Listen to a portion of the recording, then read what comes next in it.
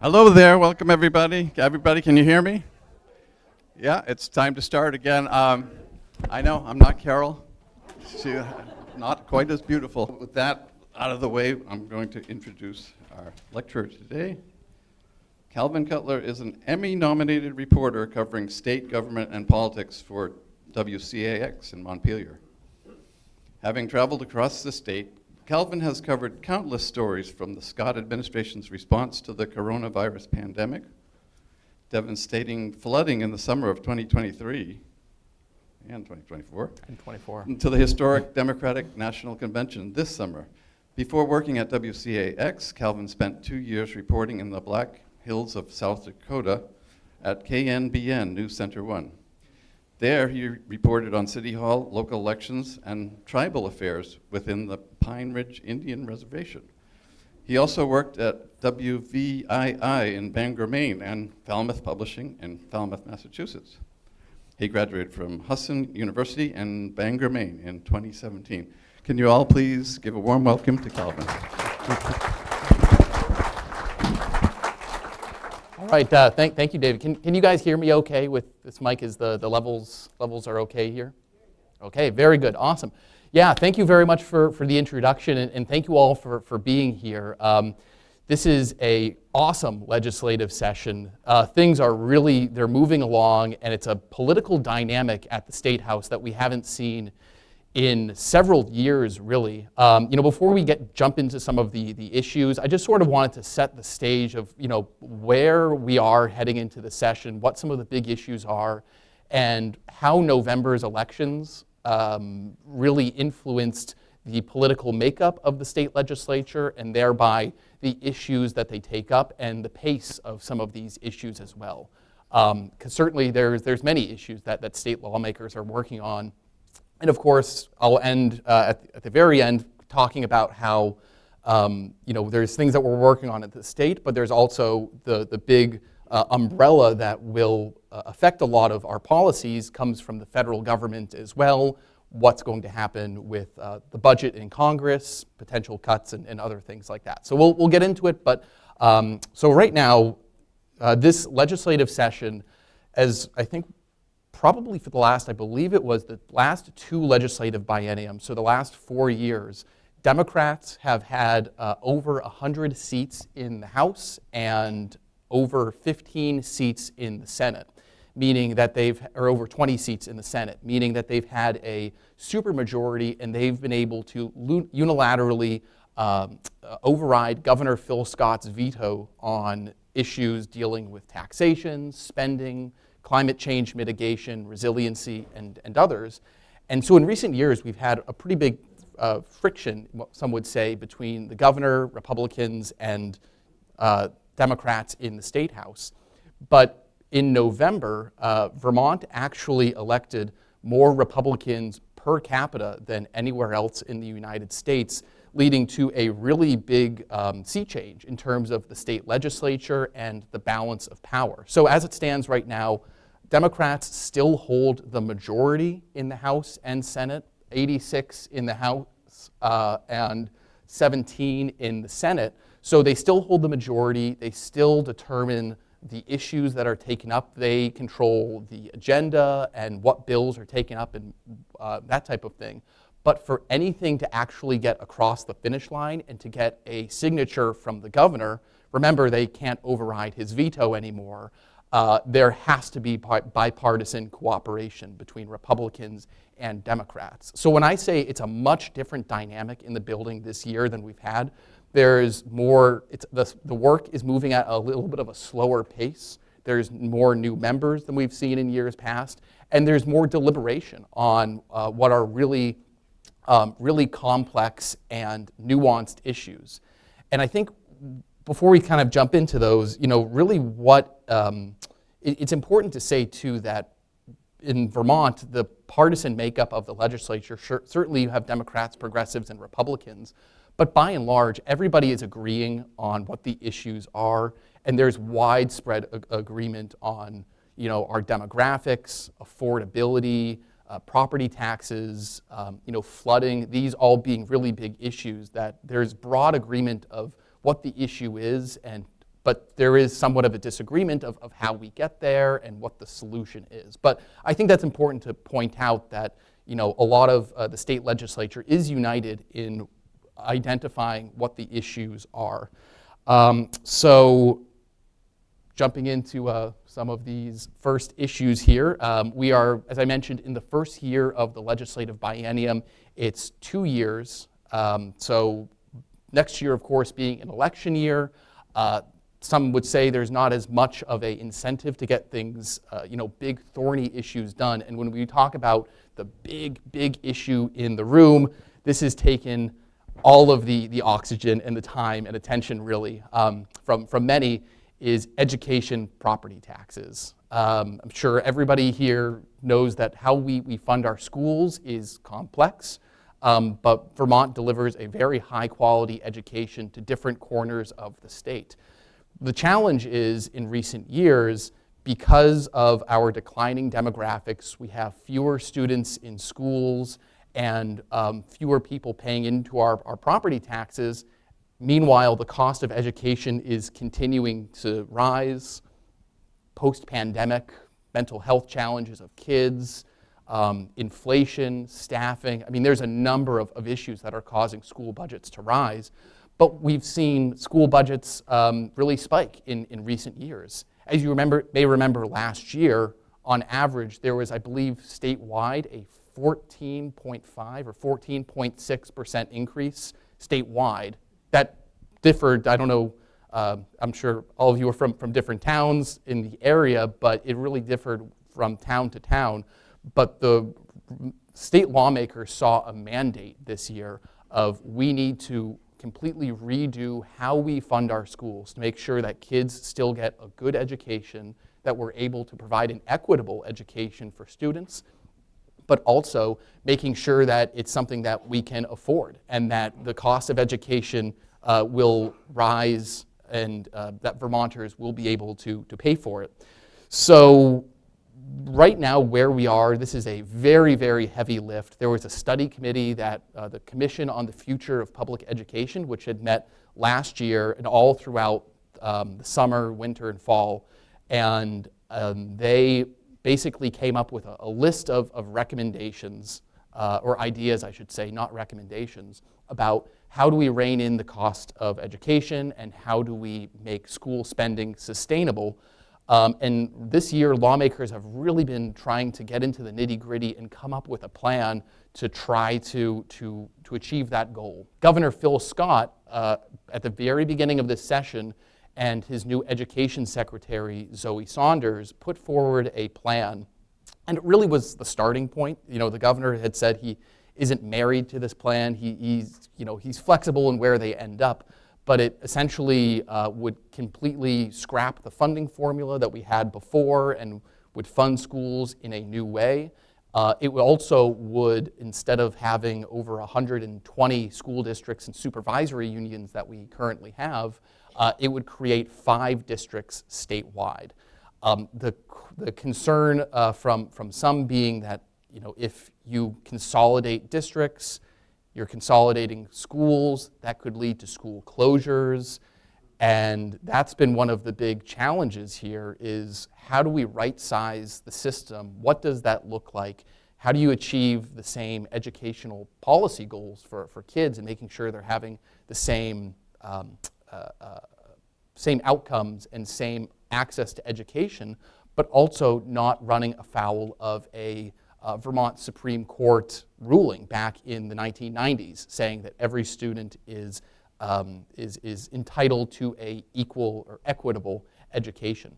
So right now, where we stand, there's been the discussion seems to change by the day, but some of the big high points, we're looking at potentially redrawing school district lines, setting caps on classroom ratios, so student-to-teacher ratios, or having a minimum number of students in each classroom. What role does school choice play, and the historic academies like St. Johnsbury Academy or Burr & Burton, what role do they play? If there is a school that it closes in a small rural town somewhere in the Northeast Kingdom, let's just say, how do you get students from one place to the other. There's still a lot of discussions that still need to be flushed out. And I think right now, here we are in early April, and there's each chamber of the House says they'd like to take one more year to study this, really internalize this, and take what they've learned this session and see how that practically would affect education, affect our demographics, et cetera. The Senate has proposed a bill which would set up, I believe, 13 new school districts and would draw lines, several school districts and several supervisory unions, where the governor is coming in at 5. So there is some agreement of what needs to be done. Again, this still remains an open question of what the final product will look like this year. But it's worth noting that Governor Phil Scott sees this as the #1 main issue, and he has said that he will not be adjourning the session if they don't go home without something big and substantial this year that will deliver for Vermont students and Vermont property taxpayers. So they might extend the session, they might keep a couple of committees here while they work through this summer and then call back the full House and Senate for a special session. Again, this is one of the more thorny and really consequential issues that the legislature has worked on, education-wise, some would say arguably in the last 25 years or so since the Brigham decision that I mentioned earlier. So this still remains an open question, but this is taking a lot of time in the building, and it's a big one for sure. The other big one that I want to mention is the Global Warming Solutions Act. Back in 2020, we passed a bill which would require Vermont reduce its carbon pollution from homes, vehicles, etc., to be in line with the Paris Climate Accords, which I believe it was back in 2016, 17, the first Trump administration pulled the United States out of. So Vermont had said that they want to continue moving forward with these goals. So in state law, we now have a framework to reduce our pollution by 2030, I believe 2025, 2030, and 2050. And it's how do we reduce our carbon pollution. Right now, the Agency of Natural Resources has said that we are behind in reducing the pollution. And one of the main levers, one of the main tools that the state has to try to get off of fossil fuels and incentivize more electric, especially in how we heat our homes, our buildings, our workplaces, is what's been known as the Clean Heat Standard.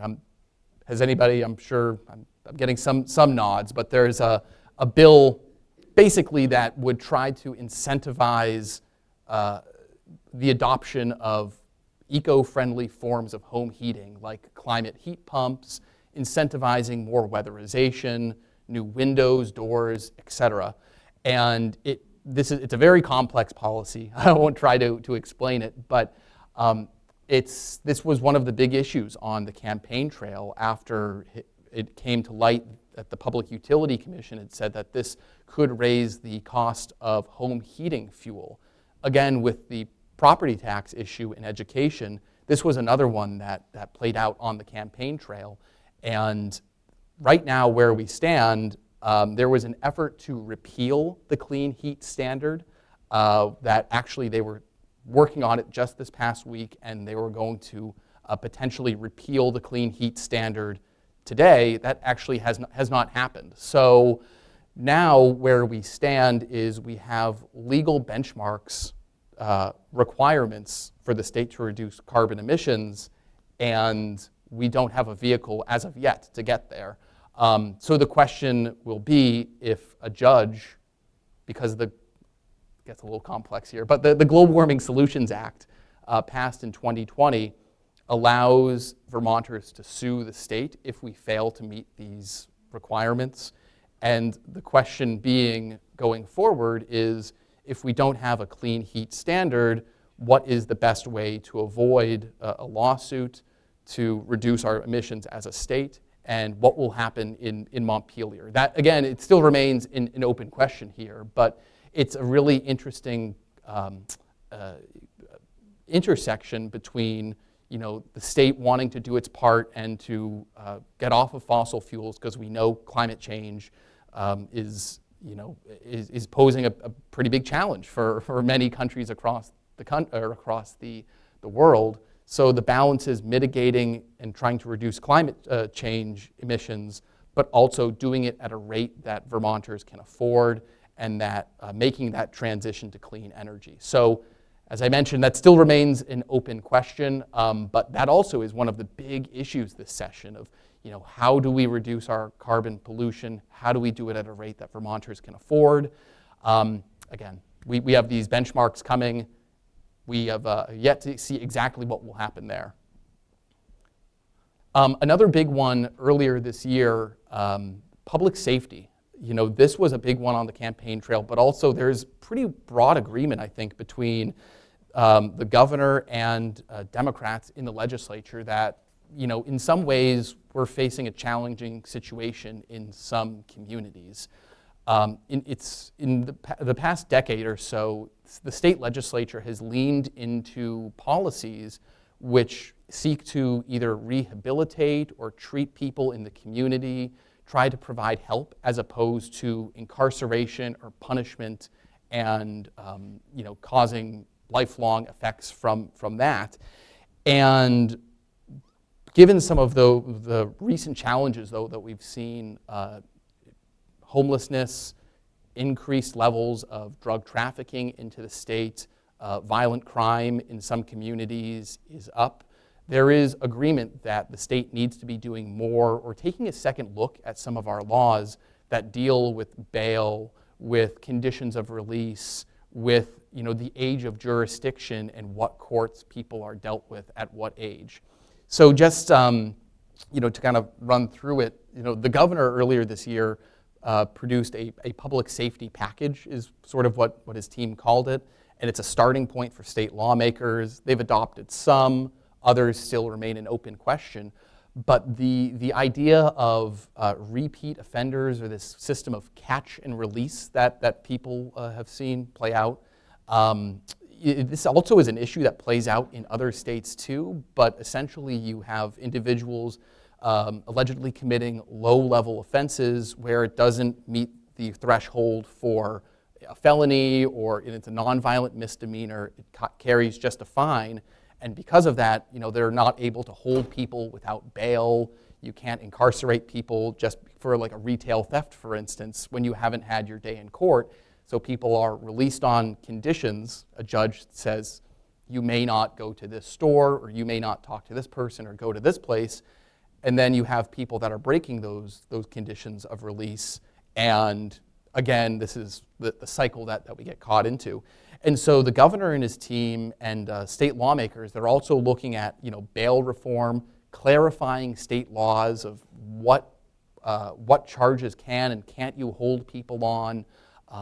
If somebody violates their conditions of release a certain number of times, can you hold them until they see a judge, or that type of thing. So there's work that's being done there.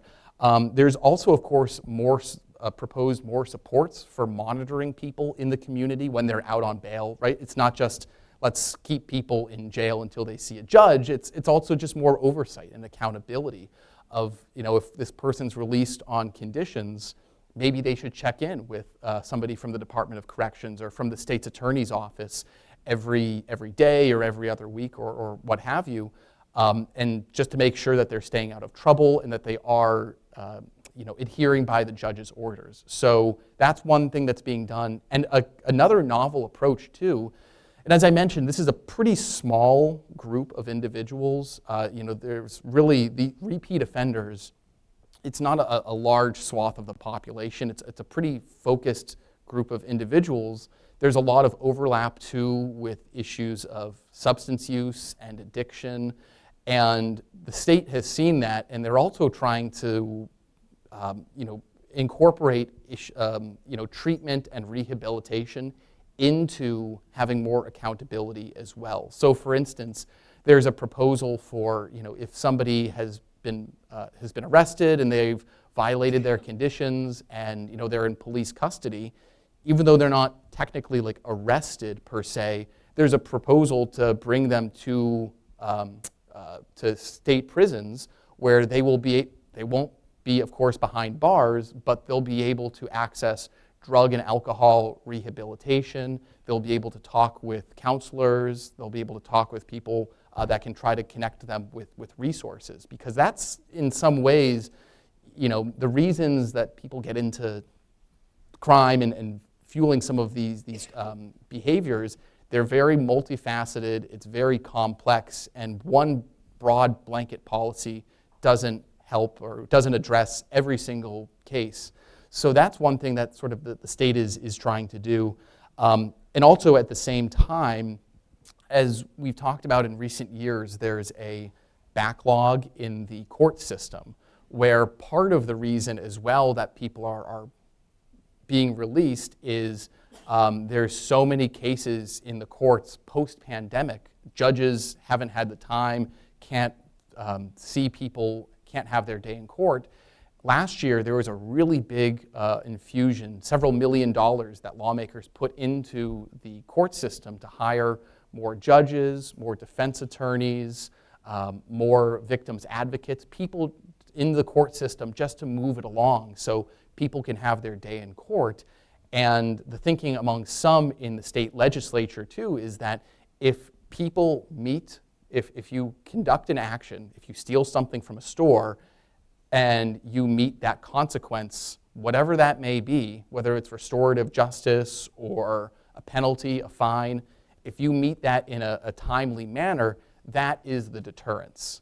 So there's multiple sort of different ways of thinking about this and how best to go about it, but it really is a fascinating concept this year that lawmakers are working on, and there does seem to be some agreement between Democrats and the governor as well on this. And the last one I'll mention before we move on to the next topic is something called Raise the Age. Vermont is piloting a first-in-the-nation initiative to try to essentially raise the age of majority for individuals in the criminal justice system that to what age they'll be tried as an adult versus what age they'll be tried as a youth. The idea behind the original law, which was passed, I believe, in 2017, 2018, the intent was to have nonviolent offenses for people up to age 21 treated in family court. There, of course, the records are sealed. They're out of the public's eye. You won't see that crime on Channel 3, and you won't see the press reporting on that. The idea that it won't hamper people later in life and they'll have greater opportunities, that's all based off of brain science. They say when your brain isn't done developing, they say, until your mid-20s, 23, 24, 25. But the challenge that we've seen right now, it's up to age 19, is if you commit an offense, you can be in family court.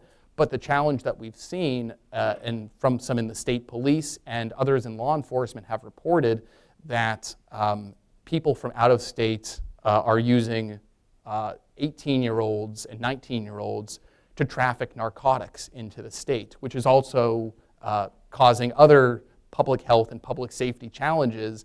And they say that they are utilizing this law to traffic narcotics into the state. So right now the governor and lawmakers agreed to pause, raise the age for 2 years. So it's at age 19 right now. We'll revisit it in 2 years, not next year, but the year after. So that's just one more kind of piece to the public safety accountability sort of conversation that state lawmakers have been having. So it's an interesting one. Also, with that, another one that people might have seen actually in the headlines, this is a big issue this week especially, is support for Vermonters experiencing homelessness and what the best way to support them is. Maybe just a show of hands, I mean, how many people here maybe are familiar with like what some have dubbed the hotel motel program or the general assistance program? Okay, I've seen a majority. This is great. Okay, so yeah, since COVID-19, the state has been, it was originally designed to avoid people congregating in shelters from COVID, but we've been subsidizing hotel rooms for individuals experiencing homelessness, and this has been a very challenging program to wind down. It's no secret Vermont has a really acute housing shortage.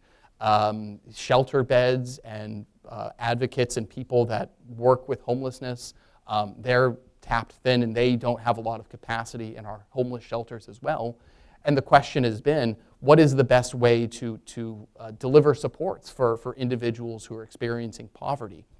So we've had this program for several years now, and the state has been trying to wind it down bit by bit. It was it was costing tens of millions of dollars every year. And from the governor's perspective, it wasn't paying off. People weren't getting into permanent housing. They weren't finding jobs. But also to be clear, issues of homelessness and poverty, they are wide, vast, complex. There's many, many people that are living in hotels.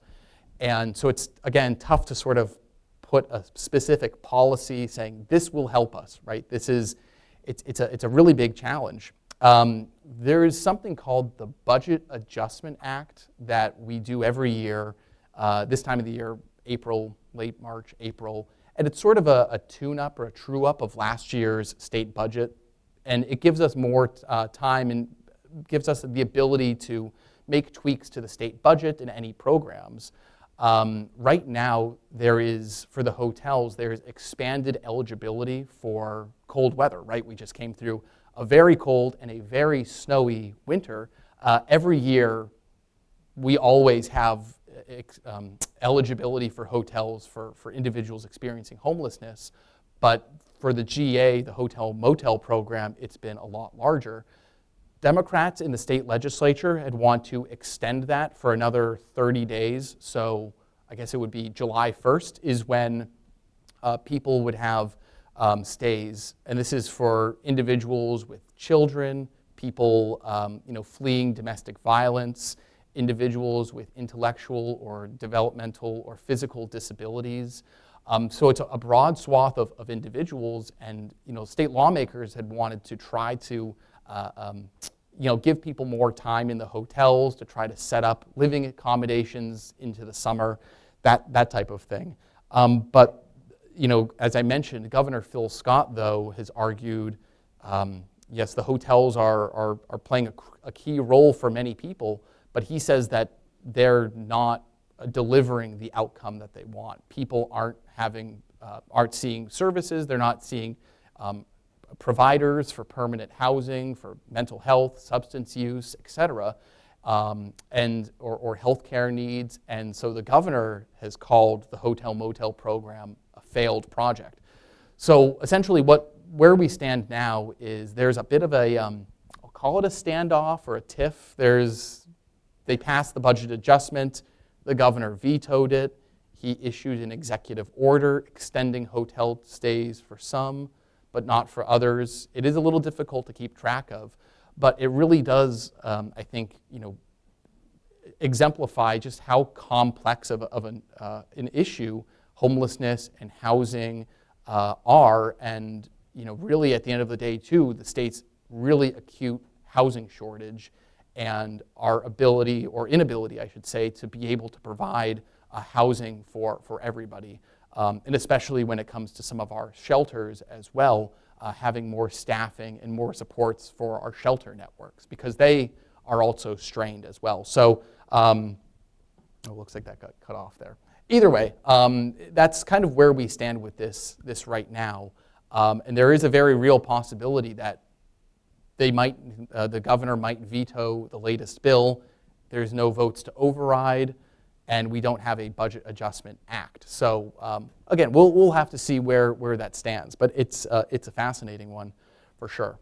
And then I guess which one of the last state policy issues at the State House that's taking a lot of time and attention. And this isn't just a legislative issue. This is hitting communities from your local select board to healthcare regulators to the state legislature, to everybody, is the state of Vermont's healthcare system. Across the country, and I'll try not to dwell on this because this is one of my favorite topics to talk about. I love talking about healthcare, and I'll try to keep it short. But across the country, we're seeing a lot of challenges in terms of the cost of care, prescription drugs, staffing for primary care, staffing in hospitals, having to pay traveling nurses. Just keeping the lights on in your hospital is costing a lot more money these days. And we are seeing the cost of care in Vermont really skyrocketing in many ways, delivering care. And that's also compounded by several challenges that Vermont has that's pretty unique to Vermont. We have an older demographic, we have an aging population, which is utilizing more health care more frequently. And because of that, our aging demographics, we have a shrinking workforce of people that are paying into commercial insurance, right? So you have Medicare, Medicaid, and private insurance. Blue Cross Blue Shield and MVP Healthcare, they cover roughly about a third of the state of Vermonters. And so there's a real question of, number one, the solvency of some of our rural hospitals, like Gifford Medical Center in Randolph or North Country Hospital up in Newport. There is a report that was issued, I believe, back in October at this point. It was called the Oliver Wyman Report that was commissioned by the state. And that one, it essentially said Vermont's healthcare system is in peril, and that in many ways, a lot of Vermonters will have to either forego care or they might have to travel really far to go access that care if something isn't done. So just like the school education property tax, schools, declining student enrollment, the cost of education is rising, driven by a shrinking working age population, we also have, that's essentially the same sort of fundamental issue that's facing our healthcare system. We've got hospitals that have geographic challenges, workforce challenges, and it's also compounded by, the insurance companies are paying out more money than they're taking in. Contrary to what we're seeing in other states or maybe at the national level, it's very challenging for them to operate here in Vermont. So where that leaves Vermont right now, that still also remains an open question. In that Oliver Wyman report that I mentioned, it recommended broad changes of either closures or consolidations of some emergency rooms, inpatient care. There's a list of them, and I won't get into it, but it really radically could reshape how Vermont's healthcare system is delivered and what it looks like.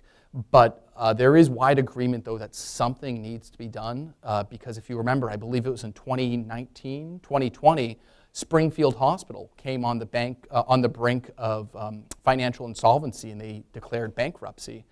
And if you have the hospital close entirely and shutter its doors and not offer any healthcare services, that also could be a really big challenge for communities, because then you have people that are foregoing care or can't access that care. And then when you don't treat your symptoms or you don't have primary care, it goes untreated until you have to ride in an ambulance to UVM Medical Center or Dartmouth Hitchcock, which in turn costs more money. So it really is a bit of a spiral that the state is in.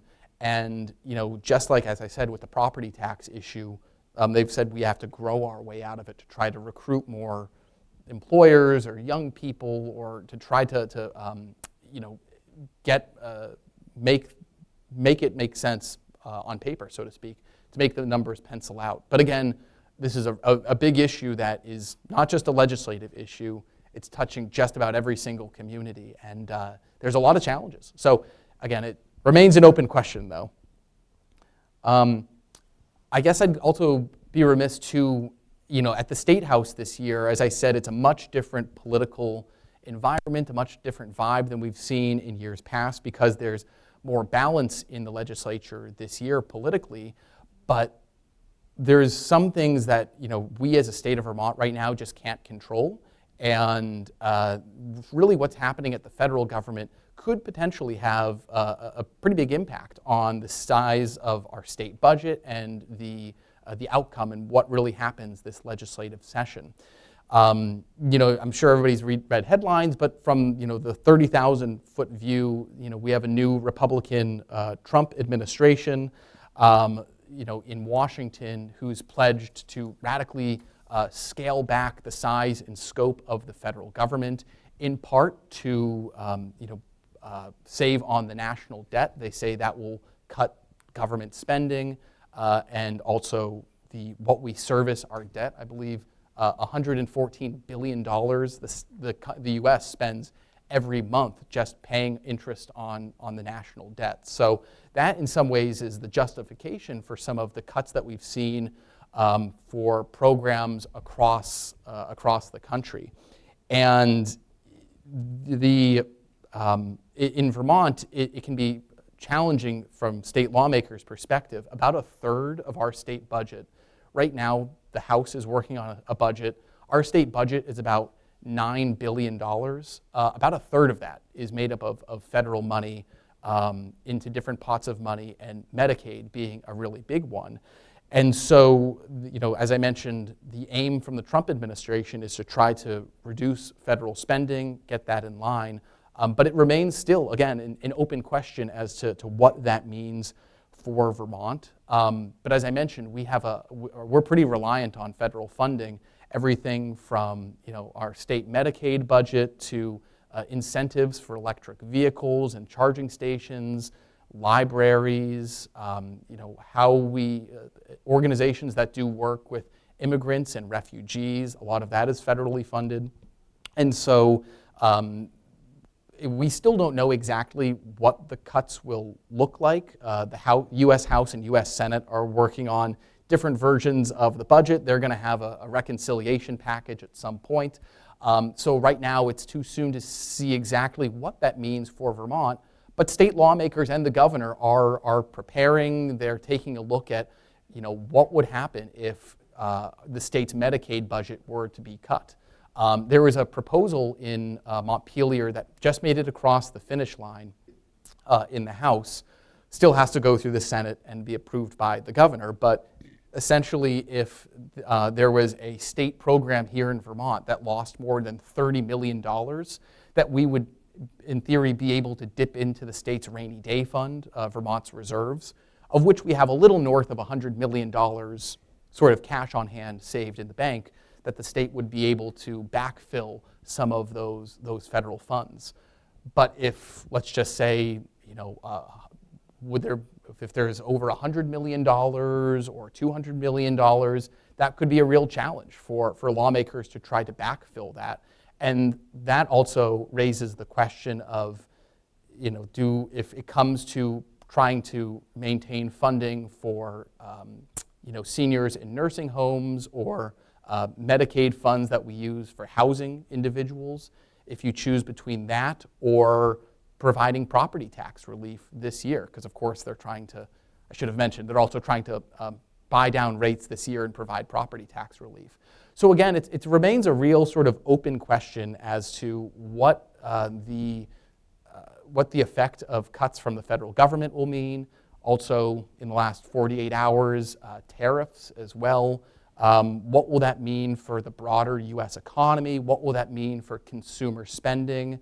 And therefore, sales tax, meals, rooms, et cetera, tax revenue that we use to fund our budget. A lot of these are still open questions that, as I mentioned, state lawmakers really don't have a lot of control over these factors right now. But they are factors that they're taking into consideration and that they're planning for. So again, that's sort of the federal context. But in terms of what state lawmakers are doing this year, though, as I said, they're working on about a $9 billion state budget to fund different programs.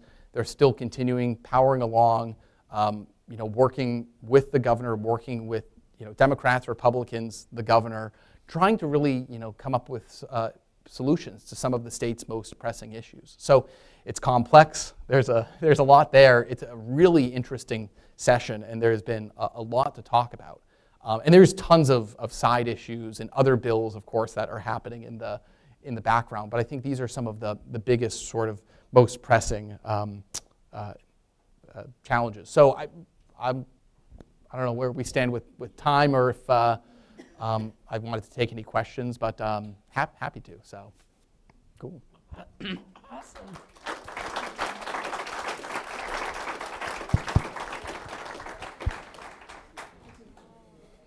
All right. I saw you first, ma'am, and then after you. We're coming. Hi. Thanks for a very interesting legislative update. The Green Mountain Care Board report that you mentioned, my understanding, being very connected to the Northeast Kingdom, is that a report, especially as regards North Country Hospital, was severely flawed and discredited. In fact, they rescinded their recommendations for North Country Hospital.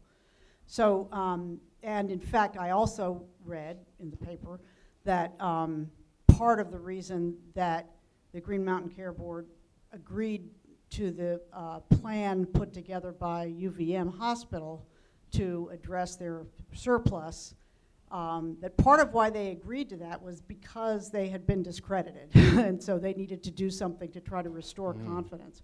So I didn't know if you wanted to say anything about that. Yeah, no, that's a great point. I do remember, actually, I'm glad you brought up the point about North Country Hospital and how the community there, it said the data in the Oliver Wyman report was flawed. And I think it's maybe North Country, maybe I shouldn't have mentioned North Country, but there are other, like Mount Escutney and others I think were mentioned too.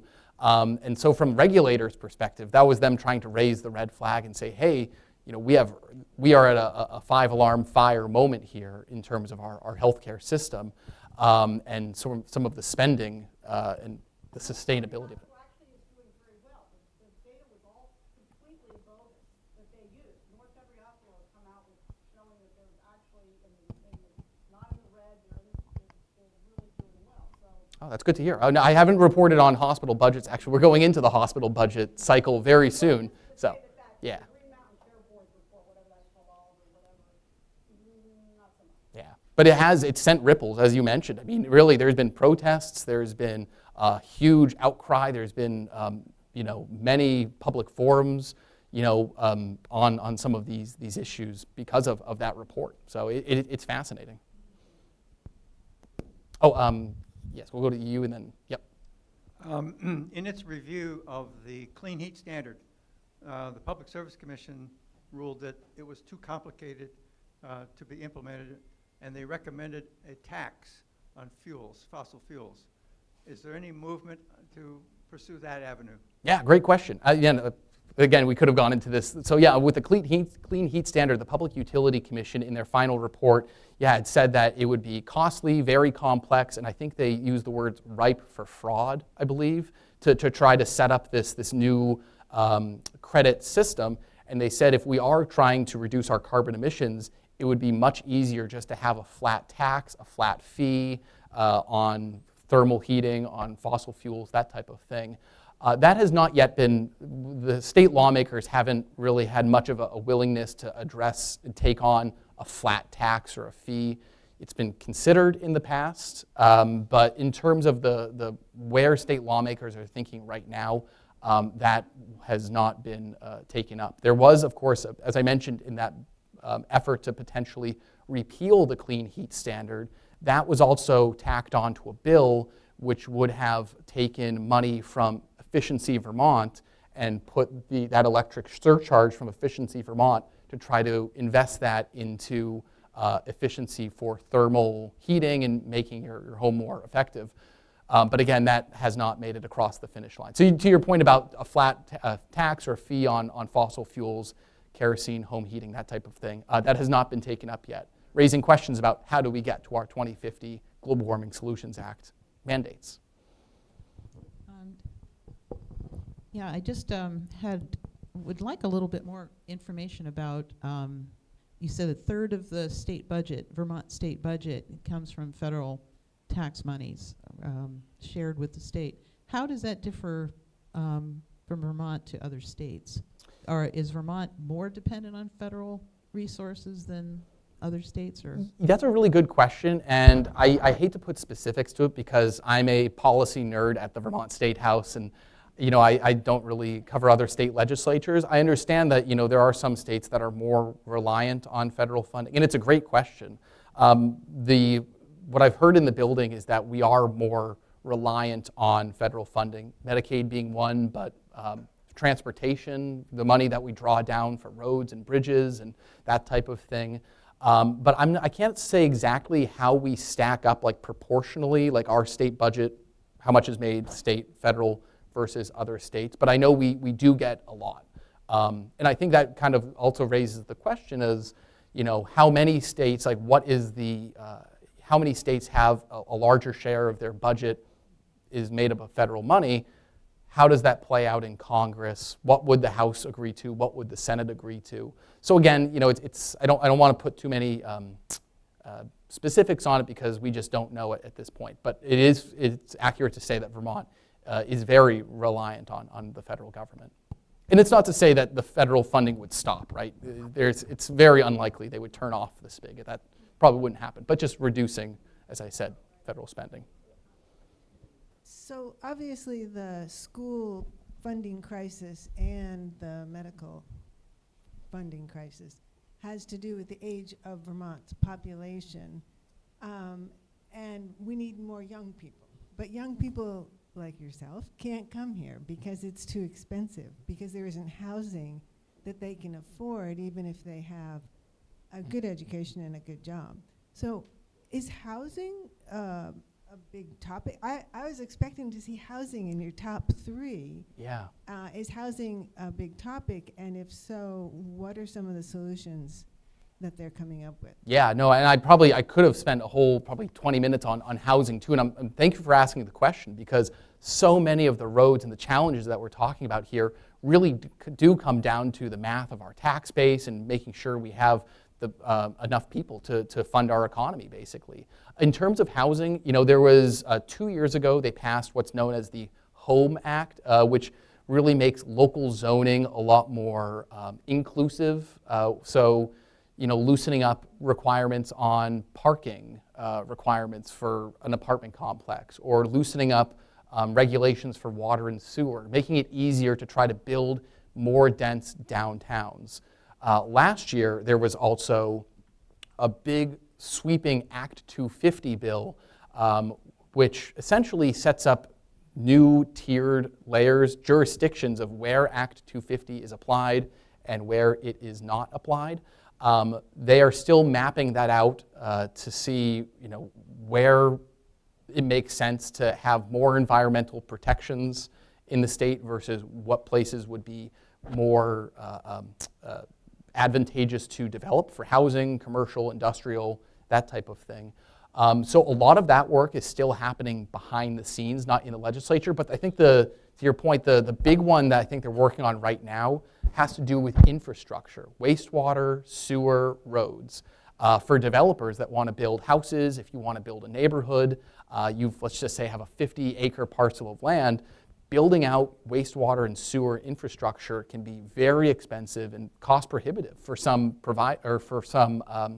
realtors, because when you factor in the labor, it's tough to find folks to actually build homes and skilled labor, lumber, inflation, and tariffs and things that we've seen in terms of the price of home construction. Lending, interest rates, of course, are still pretty high to try to bring down inflation nationally. Labor, lumber, lending, land. I mean, there's so many challenges. And so the big, one of the big pushes this year is to try to set up a way to make it easier to build wastewater and sewer infrastructure in municipalities using essentially what's known as a TIF district, tax increment financing. It gets wonky real fast. But anyway, that's, I think, the big one right now is to help with infrastructure. And of course, pay more money for subsidies for affordable housing, Cathedral Square, downstreet housing, to try to continue to, yes, recruit new young people and build up our population, but also support our population as we continue to age. So it's not as big of a focus, I think, as the others, but it's churning in the background of all of this. Thank you for the question. Yes, sir.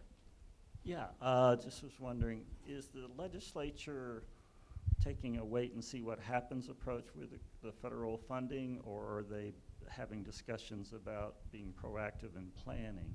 And then the second part is, with the recent news about LIHEAP, or the Low Income Heating Right. Assistance Program, are they starting to talk about backfilling that potentially?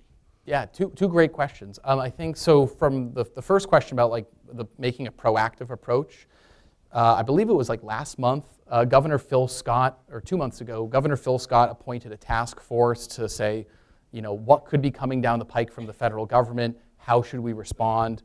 State Treasurer Mike Pichek also formed his own task force. What would it mean for our economy? What does it mean for immigration? All of these different things. The governor's office, he says, having dealt with, President Trump in his first term, the governor really is taking a wait-and-see approach. Once a policy comes down, we'll react. Once we know what a tariff is specifically, or we know how much money is going to be cut from a certain program, then we'll act. The state legislature and Democrats in the majority want to take a little bit more of a proactive or a hands-on approach as of right now. As I mentioned, there's a provision in the state budget that if more than 1% of a program's budget is cut, then we can backfill that with the state reserves, the rainy day fund. That's an idea that's in the House budget right now. Still needs to, of course, go through the Senate and get the governor's approval. So there are definitely conversations happening in terms of, do we respond now or do we wait and see? But to the question about LIHEAP, it's a great question. And actually, I just saw that headline this morning, and I have not gotten to call any sources or rattle the cage yet. But yeah, it's a great question. Calvin, we just found out that one of the Zoom members told us that the second budget adjustment was vetoed by the governor. Today. Just today. Well, there it is, 9 minutes ago. Yep. Governor Phil Scott returned without signature and vetoed H. 489, an act relating to the FY25 budget adjustment. So there you have it. So now the question is, will we have a budget adjustment? It doesn't seem like right now that there's the votes in the Senate to override the governor's budget or the governor's veto on the budget adjustment. So we'll wait and see. But I think that's a really, thanks for, I should probably text that to my team so we can get that on the news tonight. Yes. So up until the current administration, it was very clear that the United States was an economy that was expanding. And historically, traditionally, when an economy is growing, politics exists to spread the wealth. And is there anybody who comes to mind in the state government in Vermont pushing for the federal government to spend money on the people instead of tax cuts for billionaires, the Ukraine war, Israel, expanding the surveillance state, and making more cops and making U.S. society more oppressive? I mean, it's absurd that you buy into all these framed discussions about how we have to cut this and that when there's obviously lots of money in the U.S. system. It's just not being spent in a way that makes any sense. Yeah, no, it's a great question, and I think there is somewhat of a philosophical disagreement, maybe I'll say, as to how resources are best spent in the federal budget and what that means for Vermonters here on the ground. I mean, in terms of some of. Everybody in the system, though, in the Vermont system, pushed for it. Yeah, I would say.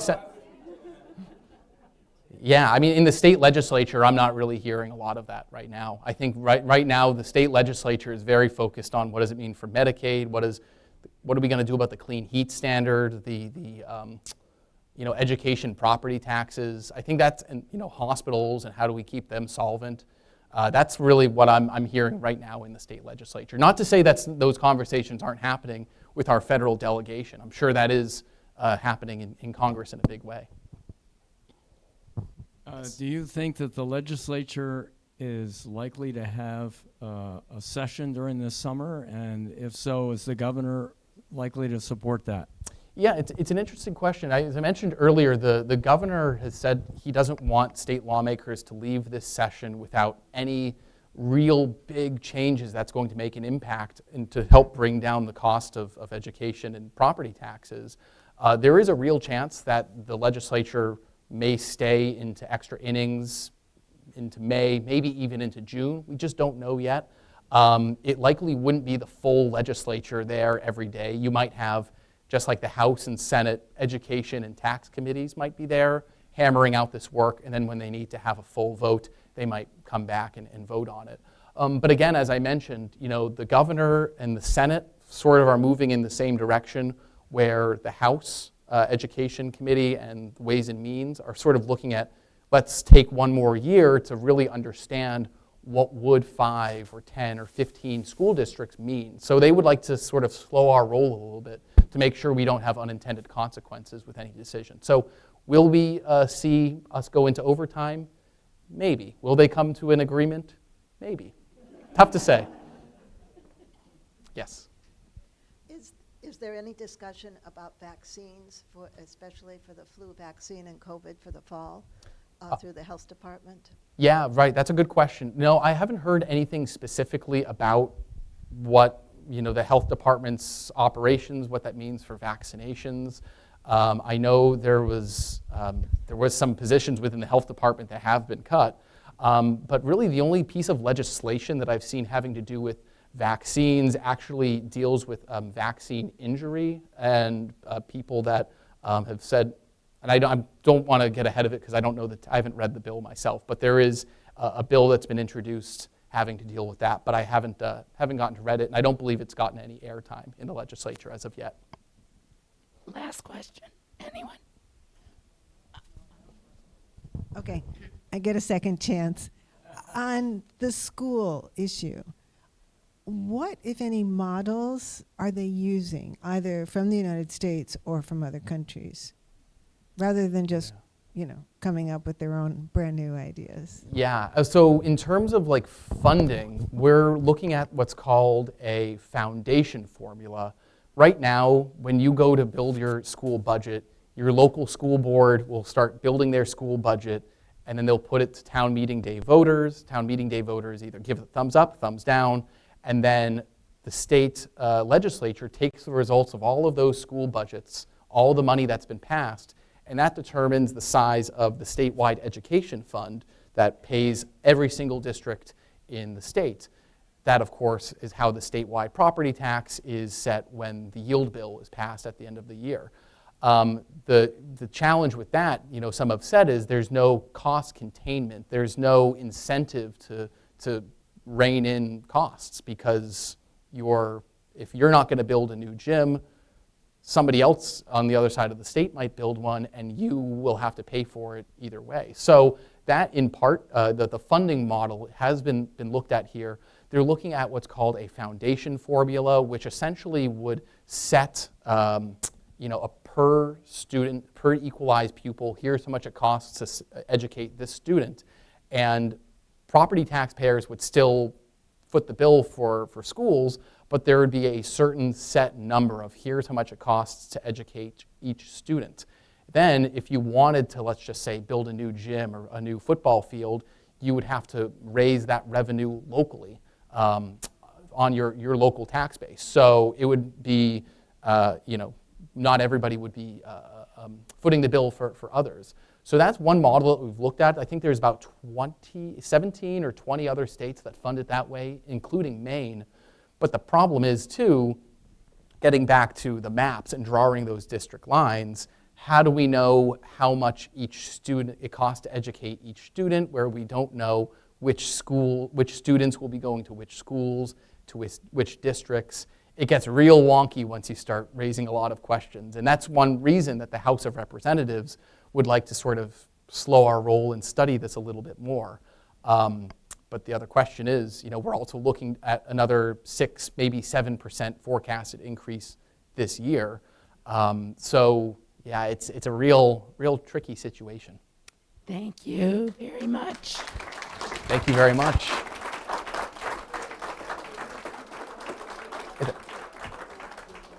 And maybe if I could ask one last thing too, I'd be remiss to say, so that's my email address as well. We in the newsroom, we are always looking for any story tips, any ideas, anything that you guys have going on in your